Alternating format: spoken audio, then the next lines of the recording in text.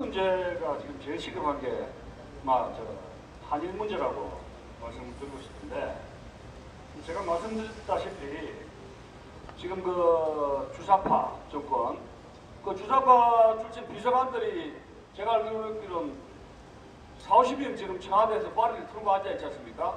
그런데 이 주사파들이 대학교 때 공부를 거의 안 했습니다.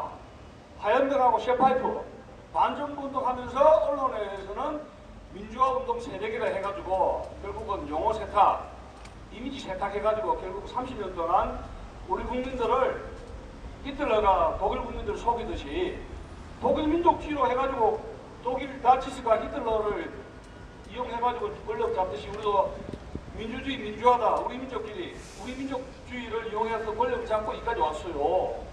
근데 제가 이야기하려면 학교 강의하는 것도 아니지만 이야기하려면 기름이 길고 짧으면 짧은데, 오늘날 국제정세의 구조로 볼 때 지금 이 주사파들이 미국도 공부를 안 했고 영어 일본은 깡통이에요.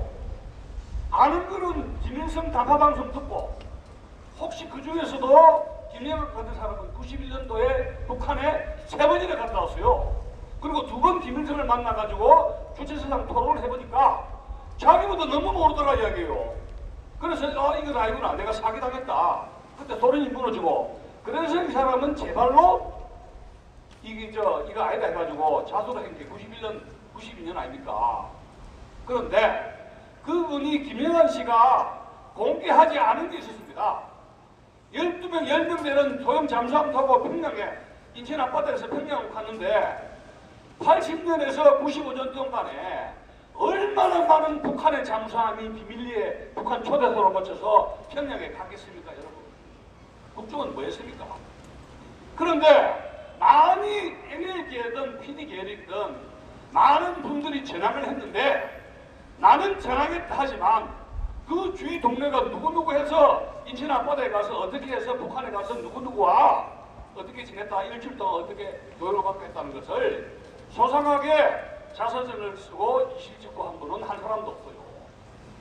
그래서 오늘날 그분은 전향했지만 그 주위 사람들을 이것을 국가에서 이렇게 안기부에서 이렇게 체포를 못한 것입니다. 그런데 그건 그렇지고, 그러면 이 주사파들의 궁극적인 목적은 남북 연방제를 통해서 대한민국을 북한에게 갖다 바친 거라고 제가 누누이 말씀드렸지 않습니까? 그 코드는 반미와 반일입니다. 근데 반미는 안 통합니다. 그런데 반일은 통한다 이 이야기죠. 그러면 시작이 뭐냐면 적폐청산위원회를 만들어가지고 국정원의 하드디스크를 빼내면서 남쪽에 누구누구가 간첩이고 북한의 간첩으로 누가 휴먼 인텔리전스를 하는가, 그 정보를 소상히 빼냈지 않습니까? 그리고 일부는 지금 USB를 통해서 두 번째 2차 정상회담 판문점을 월기한 문재인 씨가 우리나라의 기밀 정보를 USB를 통해서 통역관도 없이 겸원도 없이 당신 스스로가 국회 도장밥도 안 맞고 USB를 북한에 갖다 바치는 여적죄를 단행한 거 아시지 않습니까? 결국 우리나라가 간첩 공화국이 됐는데, 여기에서 우리가 구도로 볼 때 2년 동안에 주사파 정권이 이렇게 엄청난 일을 저지르면서 이 수백 명의 국정원 차장을 비롯해가지고 우리나라 장관 차관, 지금 자유한국당에 있는 사람들, 국회의원들 이미 3선, 4선 출신들을 30명 이상을 지금 검찰이 지금 내사를 하고 있지 않습니까? 그런데 어제가 누구 한 분 자살했죠? 누굽니까? 정두원. 네? 정두원이 MB 계열이었는데 이 사람이 죽은 것이 추측인데, 검찰이 내사를 받지 않은 거 모르겠어요. 하여튼 이 자유한국당 국회의원들 죽을 맛이에요. 그런데 결국은 그렇게 협박을 하면서 왜 그렇게 협박했습니까? 다단계 공산화에 대해서 국회의 저항을 받겠다, 그거 아닙니까? 그래서 이게 좋은 거예요. 그러면 이렇게 하다 보니까 많이 공직자들이 수백 명이 구속됐는데, 그 중에서는 대한민국은 미국과 한미 동맹을 강화시키고 일본과 경제적인 안보 협약을 통해서 이 나라의 번영을 계속 한미일 경제 안보 협력 관계를 구축해야 되겠다는 그런 신념을 가진 우리나라의 고급 에리트들이 다 구속된 겁니다. 자, 그러다 보니까 이러한 것이 사법부의 판결에까지 이 주사파의 코드에 맞출 수밖에 없는 것이죠. 그러다 보니까 뭐요? 미침시 판결이라는 것이 주사파 정권의 코드에 맞도록 판결을 내린 겁니다. 자, 그렇다면 트럼프의 입장으로 볼 때는 지금 미국하고 중국 전쟁, 미중 전쟁 아시지 않습니까? G2니 뭐 얘가 목에 힘을 주는데 G2 미중 전쟁의 시작은 저는 여러분 알다시피 위구르 알지 않습니까? 위구르가 수백 명이 건 감옥수 생활을 하는데 제가 들은 정보에 의하면 세계 언론이 모르게 약 100여 명이 처형을 당했답니다. 위구르에서. 그리고 티베트하고 위구르가 중국의 이런 소수민족 중에 가장 많이 탄압을 받고 있어요. 자, 미국 입장을 볼 때는 중국의 이런 행태 용납 못하죠. 그 다음에 G2니 해가 목에 힘주는데 이 한국을 압박하고 미국을 압박하고 북한에게 핵 전략 문자를 뒤에 주면서 펌프질하면서 깡패시켜가지고 미국과의 북한이 핵을 만들어서 대리전쟁을 하는 펌프질을 했단 말이에요. 핵 물자라든가 미사일 그런 차량 전부 다 중국이 수십 년 동안 제공했다는 게 도로에 나버렸습니다. 그래서 결국은 인도태평양 전쟁이라는 큰 포위망을 통해서 그 맨 앞에 선두를 주자로 인도와 일본을 앞세운 겁니다. 자, 미국이 중국을 혼낸다는 것은 미국이 역할을 맡고 일본으로 하여금 한반도 특히 조선, 대한민국 주사파 정권 손보는 것은 아베에게 맡겼다 이런 이야기입니다. 역할 분담을 하는 것이죠. 그런데 일본을 볼 때는 아베를 볼 때는 상당히 급하게 됐습니다. 만약에 주사파 정권을 손을 보면 중국이 손을 공격해 올 수가 있죠. 그래서 아베는 중국으로 하여금 주사파 정권을 돕지 못하게 작년입니까? 중국으로 건너가서 스와핑 협정을 맺게 됩니다. 우리나라는 일본과 스와핑 협정이 박근혜 대통령 정부 시대입니까? 이미 헤어졌어요. 지금 여러분 알다시피 97년인가 98년에 우리나라가 YS 정부가 급전을 빌리다가 갔을 때 일본 재무성이 뭐라 그랬습니까? 일본 좀 손 좀 봐주겠다고 방방거렸는데 그런데 뭐라 했어요? 일본의 재무성에서 미국 가서 알아봐라. 미국 재무성의 허락을 받아야 된다 그랬습니다. 그래서 허겁지겁 우리나라의 재무관이 미국 재무장관 맞는데 급전 돈 좀 빌려주시 하니까 미국 재무장관이 뭐라 그랬습니까? 노노노. IMF 가시오 그래. IMF 가시오. 우리 급전 줄 수 없다. 미국, 일본의 급전을 받지 못하고 우리나라가 간 게 IMF예요. 간단한 겁니다. 이거 뭐 복잡하게 생각할 필요 없어요.